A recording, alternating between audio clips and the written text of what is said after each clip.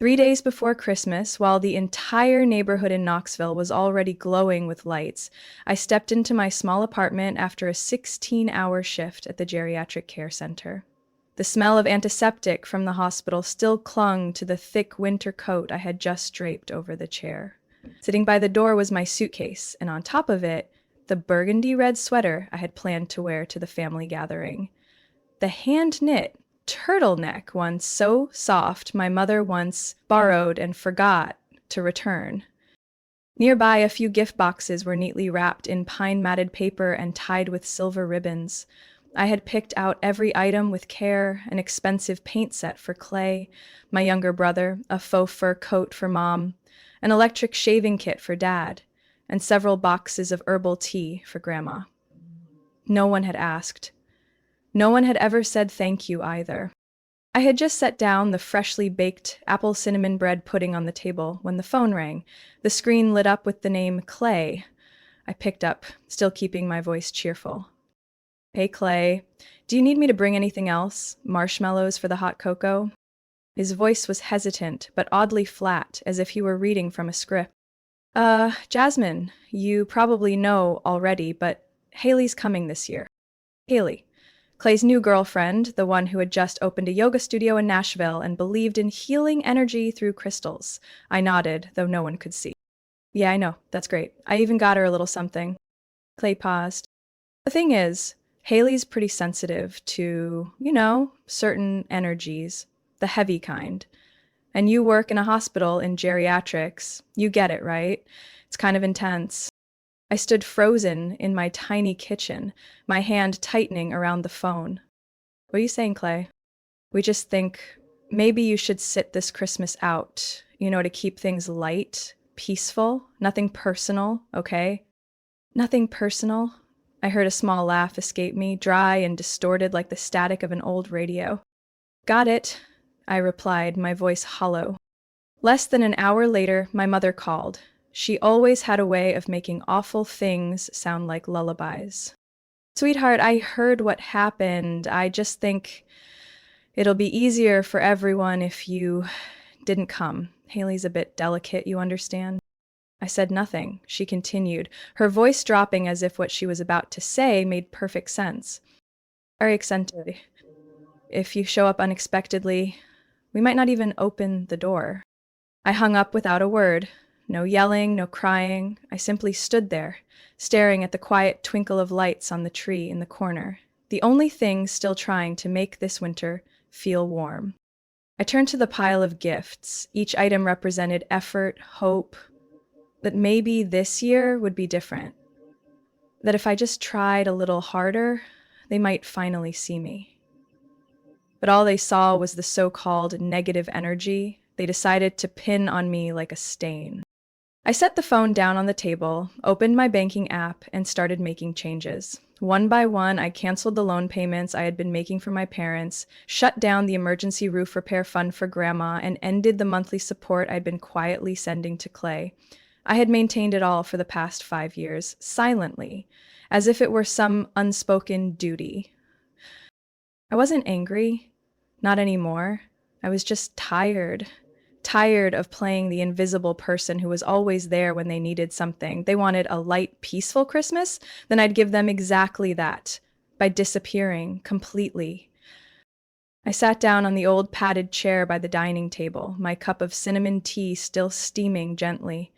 The soft amber light filled the apartment, making everything feel slower, warm, yet suffocating. In the corner, the gift boxes sat quietly, silent witnesses to something I once believed was called family. No tears, no accusations. From the moment my mother said they might not open the door if I showed up, something inside me cracked, not loudly, but beyond repair. I opened my laptop, my fingers scrolling through transactions like a doctor reading final test results, precise, quiet, uncompromising. First was the car loan I helped my parents with 3 years ago. A Ford Escape they claimed was for family errands, but in reality, Clay used it mostly to drive Haley to her spiritual retreats. I canceled the automatic $800 monthly payment. Gone from my budget, starting now. Next was the homeowner's insurance support for their 3-bedroom house in South Knoxville, a house they called home, but never invited me to, not even for a night. I had paid for roof repairs after last year's storm, replaced the plumbing they forgot to report, not anymore. I sent a short email to the insurance provider. I am no longer financially responsible for this property. Then came Clay, my brother, the one who used to call me Super Sis on his birthdays, only to disappear the rest of the year unless his wallet was empty. I went to the recurring transfers section, $150 per week, supposedly temporary support since he quit his job at the photo shop 2 years ago. Cancelled, no note, no warning. There was one entry I lingered on longer, emergency fund. Grandma Frances' medical bills. She was the only one in the family who ever stroked my hair and whispered, "You're stronger than anyone here." She passed in April. I had kept that fund alive out of habit, like holding on to her. I closed the tab without touching it. That name wasn't ready to be erased yet. I picked up my phone and opened my messages to the accounting service I once hired to help my mom with her Medicare taxes last year. I typed simply, "Effective immediately, Mrs. Marlene is no longer listed as a dependent on my tax records." Sent. No need to wait for a reply. A ping broke the silence. New email. From Clay. "Did you cancel my flight? I'm supposed to be in New Orleans on Monday to meet a new client. Haley says you're dealing with something?" Dealing with something? I let out a quiet laugh. No one asked why I went silent. They were just annoyed that my silence had started to inconvenience them. I didn't reply. Instead, I opened the airline app and pulled up the old reservation, his flight I had booked using my reward miles. I transferred the remaining points to a charitable travel fund for cancer patients. Seeing Clay's name disappear from my account felt like peeling off an old bandage. Clean, necessary, relieving. Around 8 p.m., my phone rang. It was Aunt Lorraine from Georgia, the only family member who still sent me handwritten birthday cards. I picked up. "Jasmine, is your mom doing okay? Clay just called me, said you're not coming to Christmas. Did something happen?" Her voice was gentle. I paused a few seconds before saying, "I'm doing fine, Auntie. It's just that this year I couldn't bring the right energy to the family." She didn't ask for more, just sighed. Then she said softly, "I've known something was wrong for years, but everyone hoped you'd keep enduring a bit longer. Now, I just hope you find peace." I hung up feeling as though someone had laid a blanket of quiet over the storm in my chest. By 10 p.m., snow had started to fall gently outside. I opened a drawer and took out the notebook where I had recorded every time I sent money, booked a doctor for Mom, paid off Clay's debt, and bought gifts the family later dismissed as a waste of money. I began crossing out each line, each entry, like erasing the script of a role I had performed for over 30 years. That snowy night, I began to understand something clearly. I wasn't angry because I was excluded from Christmas. I was hurt because, deep down, I knew this was never new. It was simply the final peak of a long line of moments where I had been pushed to the sidelines since I was a child. I remember being 10, standing on stage at the countywide academic award ceremony, holding a certificate bigger than my face. Meanwhile, my parents had rushed Clay outside because he had a stomachache from eating ice cream too fast. When I came off stage, there was no one left to take a picture. The only person who shook my hand was the principal. Clay was only 6, but somehow his presence was always considered special, while I was just Jasmine, the responsible older sister. I still have a pencil sketch Clay drew at age 8, a stick figure holding a plane, so messy that Grandma thought it was a dog. That drawing got framed and hung in the kitchen for years. Meanwhile, my state-winning essay at 16 ended up forgotten in the bottom drawer of the living room cabinet. Every time I brought it up, Mom would smile faintly and say, "Oh, I forgot, but you know I'm proud of you." The truth is, I didn't know. I still remember the sting of my father's words on Clay's 21st birthday, when he raised his glass and laughed. "Son, you're the miracle of this family. Your mom and I waited 4 years after Jasmine. Well, she was the rough draft. You're the final version. Everyone laughed. I did too. But no one noticed my hands clenched, white-knuckled under the table. Through my teenage years, I tried to become the one no one had to worry about, the one whose silence meant things were okay. When I got accepted into Duke's medical program, Mom skimmed the letter and murmured, "That sounds intense. Make sure you don't burn out, okay?" She didn't ask if I was happy. She didn't ask what I needed. She just worried about my health, as if her biggest concern was whether I could keep playing the role of the family's backbone. Clay was different. He studied art in New Orleans, then dropped out to rediscover his inspiration in Portland. Every time he changed direction, the family threw little parties, cheering as if each failure was a grand new adventure. I once moved to San Francisco for residency, working 36-hour weeks barely sleeping. No one noticed. When I came home, Mom just asked, "Why are you so thin? Don't they feed you at the hospital?" I didn't blame Clay. He was raised under constant praise and learned to believe he deserved it. I, on the other hand, was taught that my worth was measured by how useful I could be. One year, Clay brought home a black cat named Nero. Wild. Scratched up the new leather chair. After I cleaned up the mess, Clay chuckled and said, "Jazz, I knew you'd take care of it. I already told Haley. You're like a superhero, sister." I smiled weakly. But that was when it truly sank in. Superhero was just a prettier word for the person who carried everyone else's mess so they wouldn't have to. The breaking point came last year. Clay lost his job after arguing with a client, then posted vacation photos from Sedona.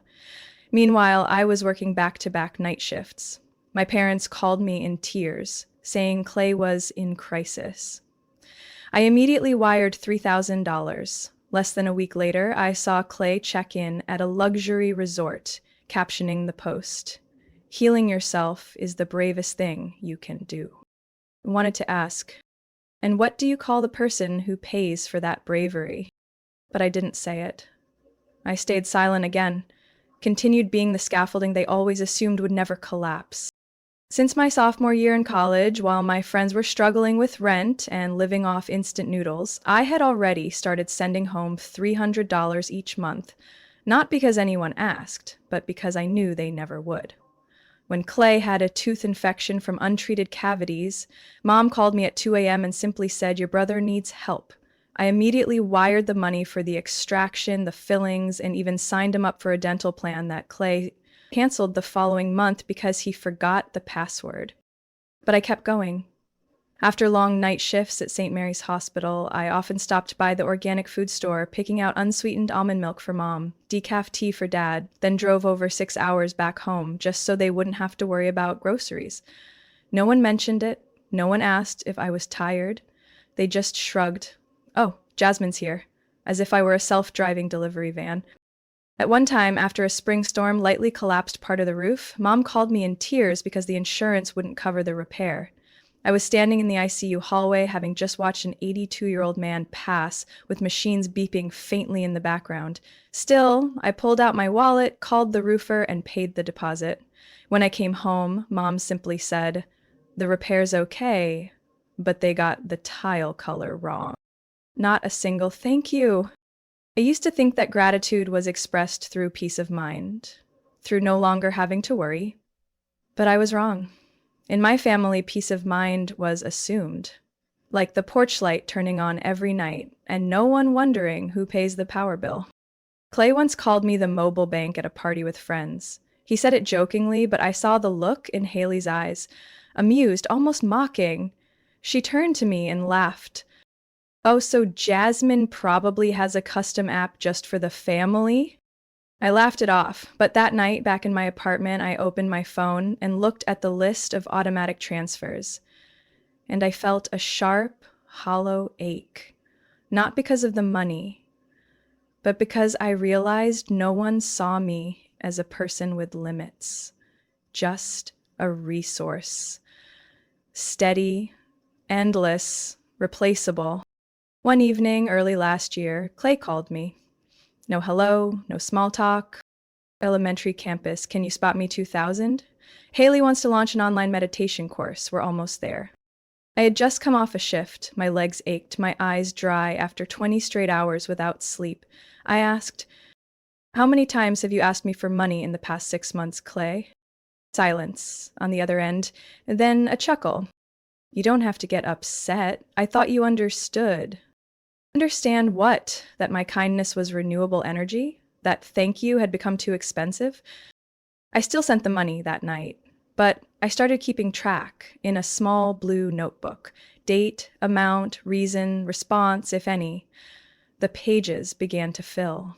$420, Clay's camera rental, no reply. Slash 1,100.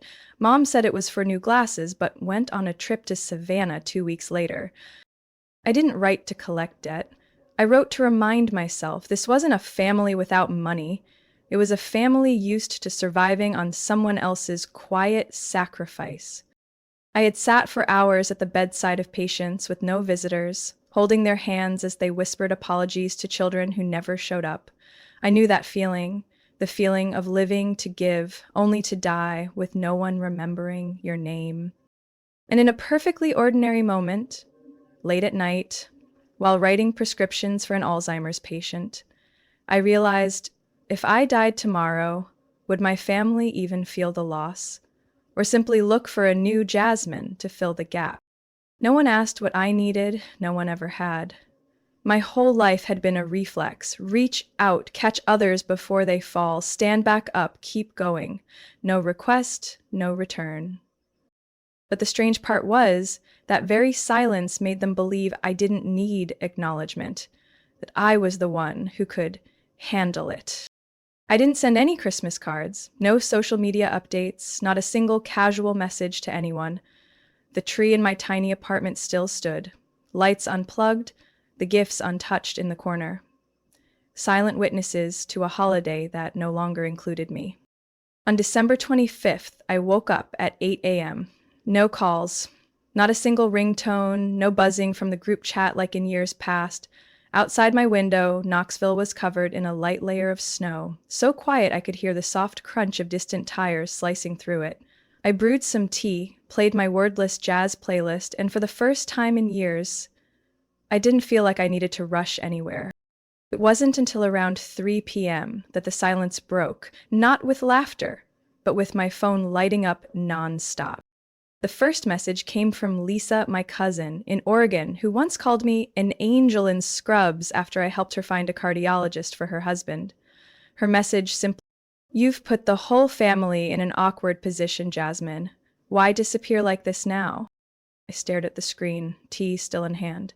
The next was from Tyler, my dad's nephew, the one I helped with his community college scholarship application. "Everyone's really upset. Was it really necessary to make things this tense?" Then came the flood. Messages from Aunt Sharon, Uncle Jeff's wife, even a cousin I hadn't spoken to in 4 years. The words varied, but the message was the same. Why ruin Christmas like this? The family tried to do the right thing. You should understand, not go silent. Like Clay's really hurt, your mom's crying. Who hadn't even shown up, was now cast as the one who ruined the family reunion. No one asked why I didn't come. No one mentioned the real reasons. Instead, I became the void they had to fill with assumptions, blame, and the excuse for their own discomfort. I turned the phone face down on the table. My heart didn't race. I wasn't angry, just struck by how surreal it was. I had gone completely silent, vanished from their family orbit, yet it was that absence they found unbearable. That evening my phone rang. The voice on the line was someone I never expected. Dr. Arnold, the hospital director, whom I'd only met a few times in board meetings. "Hi, Jasmine. Sorry to call during the holidays, but something happened today that I think you should know." I gripped the phone. "What is it, doctor?" "This morning, a man named Richard, he said he was your father, called my office. He expressed concern about your mental stability, claimed you were socially withdrawn, showing signs of burnout, and that you might need to take some time off." I froze. Cold. But not from the weather. This was the kind of cold that comes from betrayal, so calculated it doesn't even need to raise its voice. "I don't believe it." Dr. Arnold continued. You're one of the most dedicated physicians I've worked with, but Jasmine, this is going into your internal file. I thought you deserved to know. I thanked him calmly and hung up, but my hands trembled, not out of fear, but because for the first time in my life, I saw my family's true colors with absolute clarity. They didn't just want me out of the picture, they wanted me silent, erased, socially, professionally, maybe even morally. And if they could, they would dismantle the one thing I had built with dignity, my reputation. I opened my phone again, read each message slowly. Every guilt trip, every fake sad emoji, every "we care about you" became living proof of one cold truth. They didn't want me well, they just wanted me quiet, compliant, and still sending money. But this year, I didn't do that. I didn't respond to anyone. No explanations, no complaints, no pleas for understanding. I documented everything, carefully, systematically, and I sat there in my quiet apartment, listening to snow tap gently against the window, knowing this. Silence, when used with precision, can echo louder than any scream. I never expected that the person who would start to unravel everything would be Haley, the same Haley who was the reason I was shut out of Christmas that year. 3 days after the holiday, on a late afternoon while I was writing prescriptions in my office at the community clinic, my phone buzzed non-stop. During a quick break, I checked it.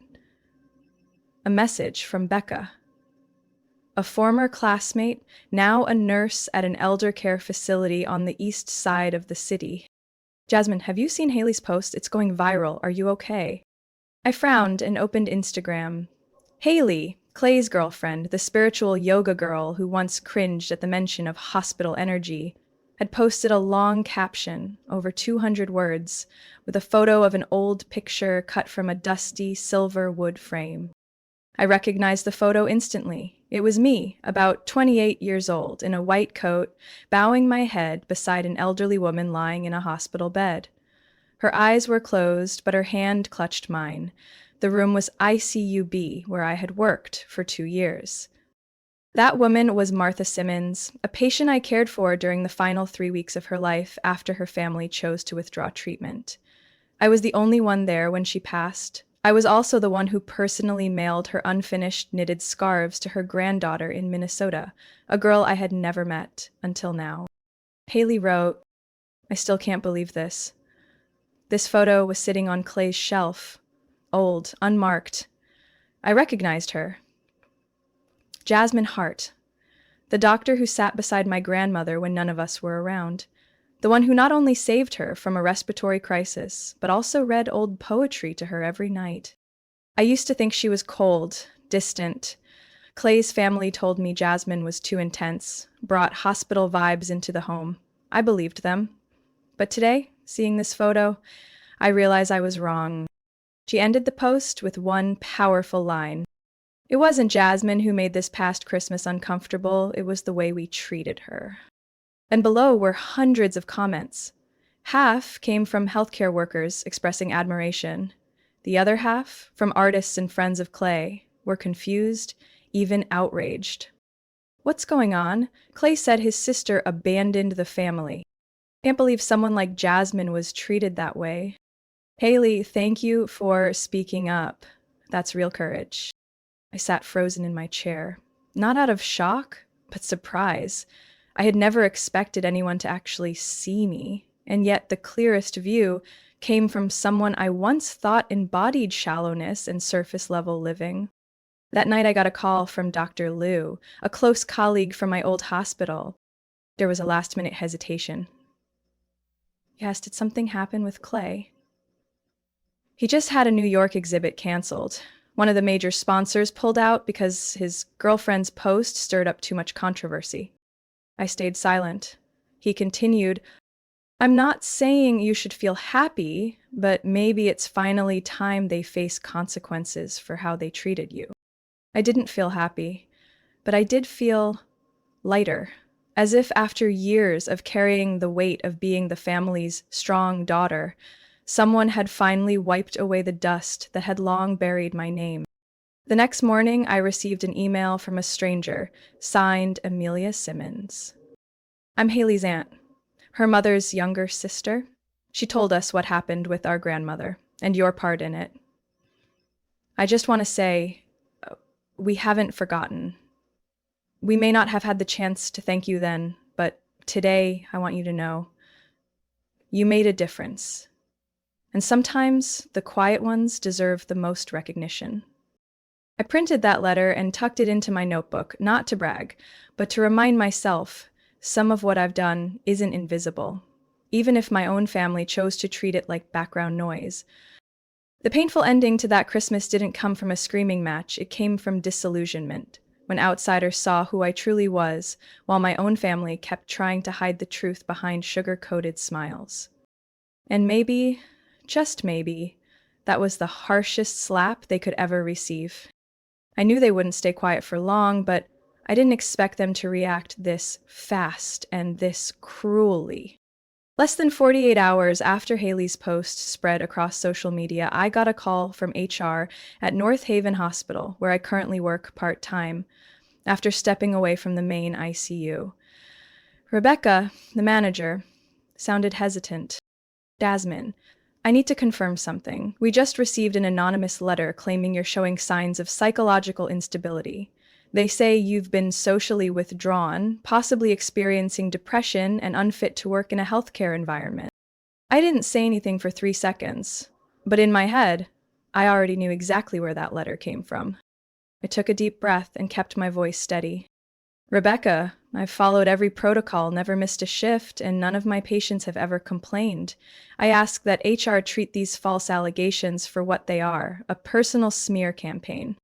Rebecca was quiet for a moment, then said softly, I believe you, but I'm required to make a note of this in our system. After hanging up, I opened my email. 3 new messages had arrived from unknown addresses, each with the same familiar subject line. Jasmine, please don't let this go too far. Another one came from my mother, short, direct, and stripped of any sugar-coated pretense. You should call Haley and explain. Ethan is losing his New York contract. Everyone's blaming the family. You know what to do. Things will settle if you apologize. No concern. No acknowledgement of what they had said or done to me. The goal was the same as always. Spin the narrative, protect the image of the golden child, Clay. I was all too familiar with this kind of manipulation, from words light as air. I'm not saying you're wrong, but if you could just be the bigger person. Clay's very sensitive, you know that. You're stronger. You should give in just this once. Only this time, they weren't using family guilt. They were playing politics, public image, career reputation.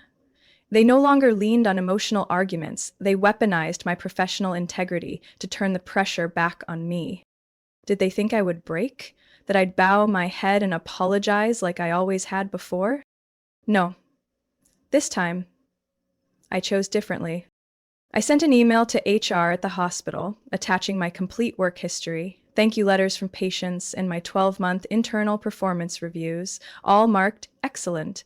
I closed the email with this line. If someone is attempting to fabricate a story about my mental instability, I request the right to know the identity of the accuser under current law. I will be contacting legal counsel if this defamation continues. At the same time, I texted Haley directly, for the first time since that Christmas incident. Thank you for speaking the truth, but I think you should know.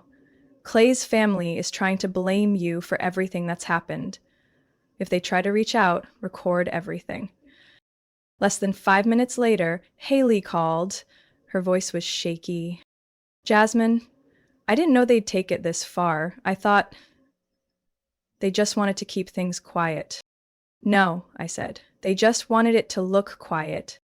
3 days later, I received a letter in the mail with no return address. Inside was a printed collection of messages circulating within the family group chat. My name referenced as an internal threat, someone who loves playing the victim, and a dangerous doctor who needs monitoring. Someone in the family had secretly sent it to me. It might have been Aunt Lorna, the one who stayed silent for years but still mailed me birthday cards like clockwork. I wasn't sure. But I knew one thing. Someone in that family had started to feel ashamed. I sat by the window, the late January sunlight angling through the blinds. My phone kept blinking with new notifications, but I no longer felt panic. I understood now. To them, I only had value when I stayed silent, when I stood still, carried the load, and smiled. But the moment I stepped out of that role, they panicked, they lost control, and like all manipulators, they reacted by smearing, threatening, and stirring chaos. But what they didn't understand was, I've already survived the darkest days of my life without needing anyone to rescue me. And now I no longer need to be accepted. I just need to be free. Saturday afternoon in Knoxville was gray, the snow melting slowly on the roof of the old apartment building I was renting. I had just finished my last Zoom consultation of the day with an elderly patient in Idaho when I heard a knock at the door. It wasn't urgent or loud, just soft, hesitant taps, as if the person outside was afraid of their own presence. I walked over and glanced through the peephole slowly. Standing outside was my father, wearing a faded brown leather jacket, his face looking older than I remembered. Next to him was my mother, holding a paper bag filled with ginger cookies, my childhood favorite. And of course, Clay was there too, saying nothing, hands in his pockets, eyes fixed on the cracked cement. The three of them together looked like a hastily assembled family portrait, posed not for love, but for purpose. I didn't open the door right away. I leaned my forehead against the cold wood and took a deep breath. "Jasmine," my mother called out first, her voice softer than usual. "We just want to talk. No pressure, no blame." No pressure? After everything they'd done? I opened the door just a crack, enough to see their faces clearly. They stood there in silence for a few seconds, as if waiting for me to cry or melt at the sight of family. I didn't cry. I didn't smile either. I just asked, softly enough that my mother had to lean in to hear it. "Why are you here?" My father cleared his throat, a familiar gesture every time he was about to reason with me, as if this were a negotiation between business partners, not a conversation between someone deeply hurt and the three people who had made silence my way of life. "I think maybe it's time we let it go. We're family. Blood is blood. We shouldn't let something small destroy everything." I didn't respond. I just looked him straight in the eye. For the first time, I let him see me, without flinching, without asking for permission to exist. My mother jumped in, trying to smile. "I made you some cookies, the same ones you liked as a kid. We know we've been a bit rigid, but the whole thing with Haley, it caused a lot of misunderstanding." Clay still said nothing. He probably knew there were no words that could fix this. I didn't launch into a speech. I didn't explain anything. I just said one word. "No." My mother's face shifted. Her hand clenched the cookie bag until the paper began to crumple. My father lowered his head slightly, then gave a faint shake. "You're letting your emotions get the best of you, Jasmine. Your mother's been worried sick. She hasn't slept in a week." I cut him off, calmly but clearly. "I spent years not sleeping, worrying about everyone else. No one ever asked how many hours I got." I gently pushed the door, almost closed, not locked, then walked back to my desk. The letter from Amelia Simmons was still there, beside a wooden frame holding Haley's handwritten note. Her simple, honest thank you for being by her grandmother's side in her final days. Those were the two pieces of memory I chose to keep, not because they were sweet, but because they were true. I didn't hear what they said after that. I only knew the knocking faded, then stopped. Maybe they left right away. Maybe they stood outside for a few more minutes. But I didn't need to know anymore. I poured myself some tea, orange chamomile, the kind I drank when writing late patient reports. As the steam rose, I looked around my small, old room. Imperfect, but mine. No one demanded I smile, clean, or cater to anyone else. Every corner of this space knew I didn't owe anyone another explanation. I used to think the best revenge is silence, but no. True freedom is when you don't even think about revenge anymore. I didn't want them to suffer, I just wanted them to live with the emptiness they created when they tried to erase me from the perfect family picture they built. And if that emptiness felt cold, then maybe, just maybe, they'd understand. I was the one holding up that house all along, even if my name was never spoken aloud. Jasmine's story is a powerful reminder that silence is not always weakness. It can be the first step toward freedom. In a world where kindness is often taken for granted, she chose to stop, draw boundaries, and reclaim herself. Not through loud revenge, but with quiet resolve. And perhaps the biggest lesson is this: we don't need validation from those who always tried to erase our worth. We only need the courage to walk away. What do you think of Jasmine's decision? Would you be brave enough to do the same in her place? Share your thoughts in the comments. And don't forget to follow the channel for more heartfelt, true stories about family and life.